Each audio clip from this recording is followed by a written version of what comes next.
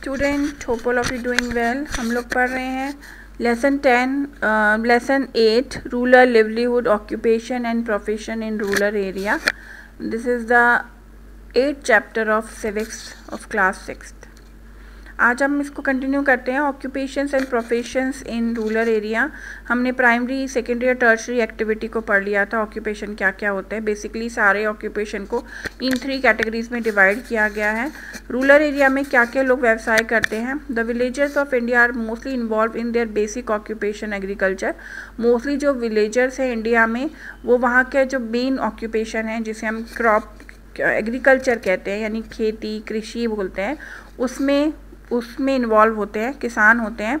Though earlier there used to be primitive method of carrying on the process of cultivation, but nowadays due to innovative method, farmers are able to grow wheat, rice, lentils, vegetables, fruits and many other crops in order to meet the challenges task of feeding their family and the nation.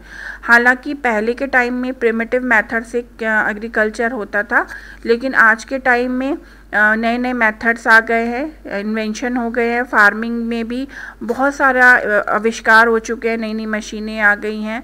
अब farmer wheat, rice, lentils, vegetable, fruit, कई सारी दालें वगैरह ये सब की crops कर रहे हैं और अपनी फैमिली को भी फीड कर रहे हैं, मतलब फैमिली को भी अपना सरवाइव करा पा रहे हैं और नेशन में भी बहुत ज़्यादा फीडिंग कर रहे हैं, मतलब नेशन को भी बहुत ज़्यादा आर्थिक रूप से समृद्ध कर रहे हैं।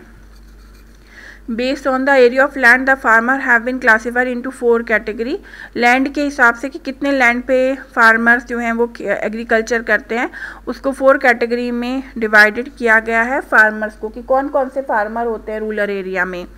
पहली कैटेगरीज है लैंडलेस फार्मर, मतलब जिनके पास अपना कोई लैंड नहीं होता।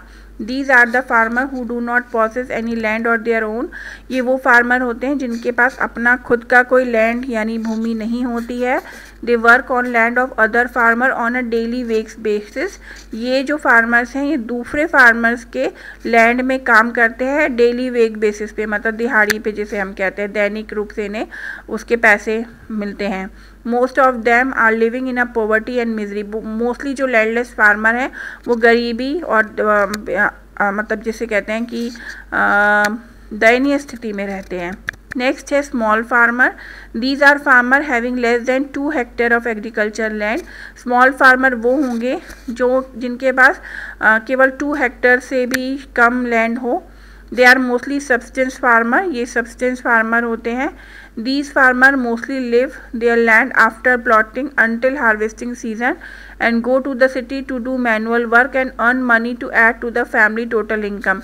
इनके पास छोटा लैंड होता है तो ज़्यादातर ये फार्मर जो होते हैं अपने लैंड को छोड़ के जैसे उस पर प्लॉटिंग वगैरह करी और हार्वेस्टिंग सीजन तक के बाद ये लोग शहरों की तरफ चले जाते हैं, मैन्युअली वर्क करते हैं, मनी अर्न करते हैं और अपनी फैमिली की इनकम को, फैमिली को सर्वाइव करवाते हैं।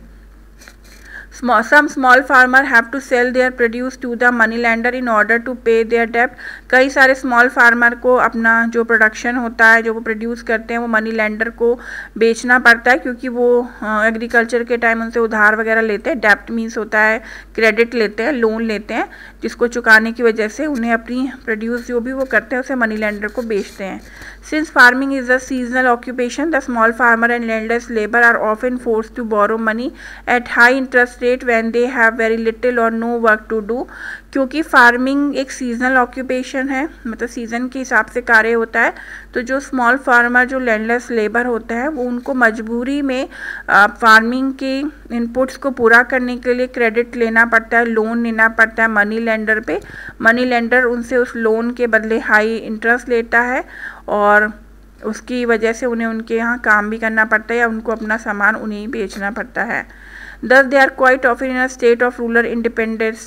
तो इस वजह से बहुत ही ऑब्वियस है कि रूरल एरिया में लोग कर्जदार रहते हैं, farmer. Rural indebtedness refer to the state of existing in which farmer gets trapped on in the vicious cycle of poverty and debt। Rural ग्रामीण जो कर्जदारी है उसमें वो स्टेट होती है जिसमें फार्मर्स जो हैं वो पॉवर्टी के साइकिल से निकल नहीं पाते हैं और कर्ज में रह जाते हैं। Landless labour and small farmer often fall victim to the rural indebtedness and commit suicide. और कई सारे लैंडलेस लेबर और स्मॉल फार्मर इस जो कर्जदार के बोझ की वजह से सुसाइड भी कर लेते हैं। Crop failure is another cause for suicide in many parts of the country as the farmer find it difficult to pay back loan taken to grow crops. Mostly loan की वजह से ही होता है। बहुत सारी क्रॉप फेलियर हो जाए और किसानों ने लोन ले रखा हो फार्मर ने, तो जब वो उस लोन को पूरा नहीं कर पाता तो हमने देखा है कि हमारे कंट्री के बहुत सारे पार्ट में जो फार्मर हैं उन्होंने सुसाइड भी किया है। मिडिल और मीडियम फार्मर थर्ड कैटेगरी है। These are the farmer with the land area between 2 hectare to 5 hectare. ये वो फार्मर होते हैं जिनके पास लगभग 2 हेक्टर से 5 हेक्टर के बीच का लैंड होता है। They mostly use common agriculture implement for cultivation and harvesting. ये कल्टिवेशन मतलब खेती करने के और उसको फसल की कटाई करने के लिए नॉर्मल एग्रीकल्चर इम्प्लीमेंट करते हैं। However some hire tractor and thresher for planting and harvesting. हालांकि कुछ लोग जो हैं वो ट्रैक्टर और थ्रेशर से प्लांटिंग और हार्वेस्टिंग करते हैं। नेक्स्ट है 4 category large farmer. These are farmer with land area more than 5 hectare. ये वो फार्मर होंगे जिनके पास 5 हेक्टर से ज़्यादा लैंड होगा। Most of these farmer employ other landless farmer and pay them in cash और kind to cultivation and harvesting. और ये जो बड़े लार्ज फार्मर होते हैं ये लैंडलेस फार्मर को अपने फार्म पे काम करवाते हैं और उनको पे करते हैं, या तो कैश करते हैं या फिर कुछ ना कुछ कल्टीवेशन जो हो रहा हो या जो फसल हो रही हो उसको दे देते हैं। These farmer use modern agriculture implement such as tractor, harvester, thresher etcetera. जो भी मॉडर्न एग्रीकल्चर इनपुट्स आ रहे हैं आजकल ये उन सब चीज़ों का यूज़ करते हैं। These farmer are wealthy and live a luxurious life. ये फार्मर रिच होते हैं और अच्छा जीवन बिताते हैं। Their family is mostly a commercial farming. उनकी फार्मिंग जो है वो कमर्शियल फार्मिंग होती है, यानी अपने लिए अपनी नीड को पूरा करके उनके पास सरप्लस में रह जाता है क्रॉप्स, उसको वो सेल करते हैं मार्केट में। Some of these farmer also carry out other activity like trading and owning mills and shop as well. इसमें लार्ज फार्मर में कई सारे फार्मर ऐसे भी होते हैं जो फार्मिंग के अलावा अदर एक्टिविटी भी करते हैं, जैसे कि ट्रेडिंग कर रहे हैं, बिजनेस कर रहे हैं, कोई किसी के पास मील है, किसी के पास शॉप्स है, तो ये सब भी होता है इनके पास। नेक्स्ट है आपका कम्युनिटी डेवलपमेंट प्रोजेक्ट। हमारी गवर्नमेंट ने बहुत सारे प्रोजेक्ट निकाले हैं फार्मिंग के लिए, रूरल एरिया में ऑक्यूपेशन के लिए। Our government launch the community development programme in 1952 with the aim of developing the village and improving agriculture production. Agriculture को बढ़ाने के लिए गवर्नमेंट ऑफ इंडिया ने एक कम्युनिटी डेवलपमेंट प्रोग्राम 1952 में लॉन्च किया था, जिसका एम था कि विलेज का डेवलप हो और एग्रीकल्चर को इम्प्रूव किया जाए। The farmer were provided with the latest technology. Farmers को नई नई टेक्नोलॉजी प्रोवाइड की गई। Branches of many bank have been open in village to provide loan on easy term to the farmer and other resident of the village. जैसे कि हमने पढ़ा कि मोस्टली फार्मर जो है मनी लेंडर से लोन लेते हैं और डेब्ट ट्रैप में फंस जाते हैं, लोन ना दे पाने की वजह से सुसाइड तक कर लेते हैं।